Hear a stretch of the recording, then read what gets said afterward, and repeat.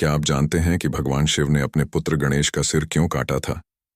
यह सिर्फ एक घटना नहीं थी, बल्कि इसके पीछे छिपा था एक गहरा रहस्य और एक श्राप। कहानी की शुरुआत होती है देवी पार्वती से। एक दिन जब भगवान शिव ध्यान में लीन थे, पार्वती ने अपनी रक्षा के लिए हल्दी और मिट्टी से एक बालक का निर्माण किया। इस बालक का नाम गणेश रखा गया और उसे द्वारपाल की जिम्मेदारी दी गई। एक दिन पार्वती स्नान कर रही थीं और उन्होंने गणेश से कहा कि जब तक वह न कहें, कोई भी भीतर न आए। गणेश अपनी मां के आदेश का पालन करते हुए द्वार पर पहरा देने लगे। तभी भगवान शिव ध्यान से उठे और पार्वती से मिलने उनके कक्ष की ओर बढ़े। लेकिन द्वार पर गणेश को खड़ा देखकर शिव हैरान रह गए। उन्होंने गणेश से अंदर जाने दिया, लेकिन गणेश ने मना कर दिया। शिव ने कई बार कहा, बालक, मैं तुम्हारे पिता हूं, मुझे अंदर जाने दो।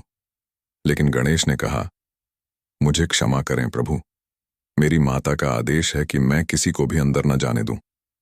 इस पर भगवान शिव का क्रोध भड़क उठा। उन्होंने इसे अपना अपमान समझा और अपने त्रिशूल से गणेश का सिर काट दिया। गणेश का धड़ वहीं गिर गया और वातावरण में सन्नाटा छा गया। जब देवी पार्वती को यह पता चला तो उनका क्रोध देखने लायक था। उन्होंने अपना रौद्र रूप धारण कर लिया और शिव से कहा, अगर मेरे पुत्र को पुनर्जीवित नहीं किया गया तो मैं पूरी सृष्टि को नष्ट कर दूंगी। शिव को अपनी गलती का एहसास हुआ। उन्होंने देवताओं को आदेश दिया कि वे किसी जीव का सिर लेकर आएं ताकि गणेश को पुनर्जीवित किया जा सके। देवता एक हाथी का सिर लेकर आए। शिव ने उस सिर को गणेश के धड़ पर लगाया और उन्हें पुनर्जीवित किया। लेकिन क्या आप जानते हैं कि शिव का गणेश का सिर काटने का कारण सिर्फ क्रोध नहीं था? पुराने ग्रंथों के अनुसार इस घटना के पीछे एक श्राप भी था। कहते हैं कि ब्रह्मांड के आरंभ में जब शिव तांडव कर रहे थे, आर्षि कश्यप ने उन्हें शांत करने का प्रयास किया, लेकिन शिव के क्रोध के कारण उनके प्रयास विफल रहे। इस पर ऋषि ने शिव को श्राप दिया कि एक दिन उन्हें अपने ही परिवार में किसी प्रियजन को खोना पड़ेगा। यह श्राप ही गणेश की इस घटना का मुख्य कारण बना।